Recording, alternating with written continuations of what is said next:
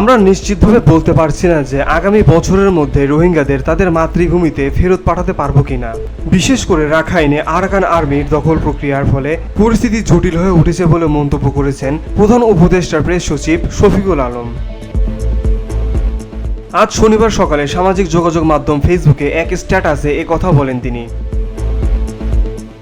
Burmese জান্তাকে খুশি করতে গিয়ে তথাকথিত মাদার অফ হিউম্যানিটির চাটুকার ও কূটনীতিকেরা একটি নতুন শব্দ উদ্ভাবন করেন, যা FDMN বা ফরসিবলি ডিসপ্লেসড মায়ানমার ন্যাশনাল। এই শব্দটি শুধু একটি কৌশল নয়, এটি বার্মিজ গণহত্যার বর্ণনাকে বৈধতা দেওয়ার এক ভয়ঙ্কর প্রচেষ্টা, যাতে বোঝানো হয় যে রোহিঙ্গা বলে কেউ নেই। কিন্তু বাস্তবতা হলো রোহিঙ্গা কোনো FDMN নয়।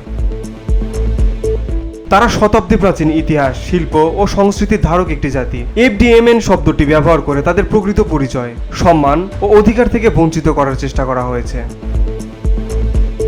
গত শুক্রবার বাংলাদেশের অন্তর্বর্তী সরকারের প্রধান উপদেষ্টার রোহিঙ্গা সমস্যা বিষয়ক বিশেষ প্রতিনিধি খলিলুর রহমানকে এ তথ্য জানিয়েছেন মিয়ানমারের জান্তা সরকারের উপপ্রধানমন্ত্রী ইউ থান সোয়ে।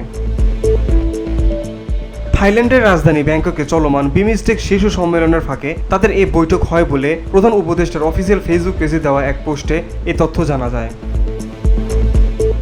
ফেসবুক পোস্টে বলা হয়েছে, বাংলাদেশে আশ্রয় নেওয়া 8 লাখ রোহিঙ্গার তালিকা থেকে মিয়ানমার কর্তৃপক্ষ বাংলাদেশকে জানিয়েছে তারা 1,80,000 রোহিঙ্গাকে মিয়ানমারের প্রত্যাবাসনের জন্য যোগ্য হিসেবে চিহ্নিত করেছে।